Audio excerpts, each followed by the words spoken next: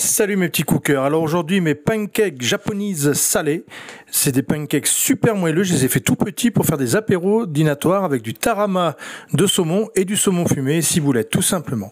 Alors vous allez voir, franchement c'est une petite apéritif, ce soir on reçoit nos amis super sympas les voisins et je leur fais déjà dans tous les apéritifs que je fais, ce petit apéritif là qui a toujours énormément de succès. Donc 2 jaunes d'œufs et on garde les 2 blancs à côté. On sale les jaunes d'œufs. On met pas mal de sel. Je mets un mélange d'épices italiens et je vais mettre du curry. Vous pouvez également mettre les épices que vous voulez. Du tandoori, du cajun, du ras al hanout, ce que vous avez envie en fait. Donc moi je mets mon mélange italien classique, que vous avez l'habitude maintenant, et du curry. Donc j'en mets pas mal, je mets une bonne cuillère à café bien remplie. Après je mets 20 grammes de lait et je mélange le tout. Ensuite je vais y mettre 40 grammes de farine. Là, je remets la pierre parce que la pierre est tombée. Et il faut la déco. Et je mets 40 grammes de farine. Si vous avez de la maïzena, vous pouvez mettre de la maïzena à la place, bien évidemment. C'est pas obligé de mettre de la farine. En général, j'avoue, je mets de la maïzena. Mais là, j'en ai plus. Donc, je mets de la farine, mais ça marche tout aussi bien. Donc, on mélange le tout, on obtient une pâte. Donc, c'est hyper rapide à faire, en fait. En 6 minutes, mais à cuisson comprise, on a fait nos pancakes salés.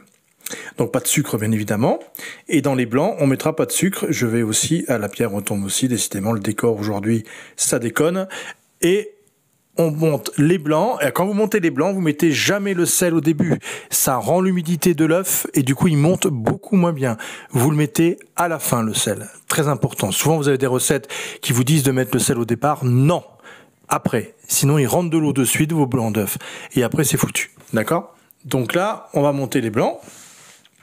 Donc là, comme vous voyez, j'ai pas fait de coupure de vidéo. J'étais en train de nettoyer le fouet, c'est n'importe quoi ce caméraman. Et on y va, et là, je l'ai fait à la main pour 2 blancs avec le fouet, et on y va énergiquement, on pense à tout ce qui nous énerve. Et vous voyez, voilà, là, ils sont quasiment montés, et vous avez la meringue reste quand même assez souple. Vous voyez, regardez, elle est quand même relativement, je vais vous montrer, je reviens, voilà, vous voyez, elle est relativement souple, et là, je vais mettre la pincée de sel maintenant, et vous allez voir, ça va leur donner un tonus, ça va leur donner une fermeté à la fin, donc là, je remélange encore une bonne minute à fond, et vous allez voir comme la meringue va tenir mieux. Voilà, c'est ce qui vous prouve par rapport à ce que je vous ai dit au départ, le sel dans la meringue au départ n'est pas bien, dans les blancs montés, voilà. Et là, vous voyez, au bout d'une minute, regardez, de suite, beaucoup plus ferme, et oui, voilà la petite astuce du jour. Alors maintenant, on va mélanger à notre premier appareil. Donc on mélange en 2 fois. Une première fois avec le fouet pour bien intégrer la meringue, enfin les blancs d'œufs à notre mélange. Voilà, une fois que c'est bien mélangé. Et ensuite, on remettra la deuxième moitié des blancs d'œufs. Et là, on va couper délicatement avec une maryse, la petite cuillère en plastique ou en bois. Si vous avez une cuillère en bois, ça marche aussi très très bien. Donc là, voilà. On les mélange maintenant délicatement avec la petite cuillère en bois. Ah oui, dis donc, c'est comme ça qu'il mélange délicatement, lui. Oui, ça va, c'est délicatement, mais fermement, on va dire. Voilà. Et notre appareil est bien souple, mais c'est comme ça qu'il faut qu'il soit. Et on est prêt. Voilà, là on est prêt à attaquer. Donc là je prends une poêle bien chaude, je huile, vous mettez de l'huile ou un petit peu de beurre avec un sopalin. Moi j'ai une bombe à graisse, donc j'ai mis une bombe à graisse. Et je vais prendre une petite cuillère, une demi-cuillère à soupe, pardon. Et je fais un petit tas, juste pour faire ma portion individuelle. Pour les apéritifs, bien évidemment, vous pouvez faire des gros pour faire une méga tartine à manger également avec une petite salade à côté. Ça marche aussi très très bien. Si vous voulez le faire en entrée ce plat, moi je le fais en apéritif. Mais si vous faites un gros pancake avec le tarama, le saumon et vous faites une petite salade à côté, ça vous fait une entrée ou un plat super top. Et je couvre, vous voyez, contrairement aux pancakes qu'on laisse en général à l'air libre comme ça, là je les ai couverts et je les ai retournés. Donc les premiers ils sont un peu blancs parce que je les ai tournés un petit peu vite, mais c'est pas grave, ils sont cuits quand même.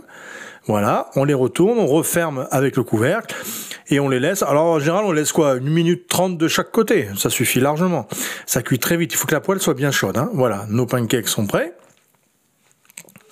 On va avoir une autre vue des pancakes. Vous allez voir comme ils ont. Ceux-là ils n'ont pas trop gonflé les premiers, mais à mon avis la poêle n'était pas assez chaude. Et là on va refaire donc une deuxième fournée. Voilà, on les étale bien. Vous voyez, on les laisse juste poser, juste ce qu'il faut. Alors moi je le fais aussi, comme je vous ai dit, en plat, hein, avec une grosse salade à côté, c'est tip top. Hein. Donc voilà, et là voilà, notre cupcake, vous voyez, une belle couleur maintenant, ça y est, c'est parfait. Vous avez vu, ils ont même gonflé un peu, hein, ils sont bien, pourtant il n'y a pas de levure, hein, mais ils ont bien gonflé, vous avez vu, comme ils sont bien souples, ils sont magnifiques. Voilà. Et là, nos pancakes sont prêts, vous avez vu, donc c'est hyper rapide. Hein. Ça, c'est un apéritif, vous avez le saumon, le tarama et un peu de farine et 2 œufs, et vous avez de quoi, regardez, faire des beaux petits pancakes souples comme ça, et vos invités, ils vont se régaler, quoi, ils reviendront toutes les semaines. Voilà, c'est pas le but non plus, hein. Mais voilà, donc on y va. Là, on va faire des jolies petites quenelles avec 2 cuillères à café, vous voyez, hop, on fait des petites quenelles avec le tarama, hein. On achète du tarama, voilà, on va le mettre au milieu de notre petit... vous voyez, de notre petite pancake, voilà. Alors c'est pas des blinis, hein, c'est vraiment des pancakes. Hein.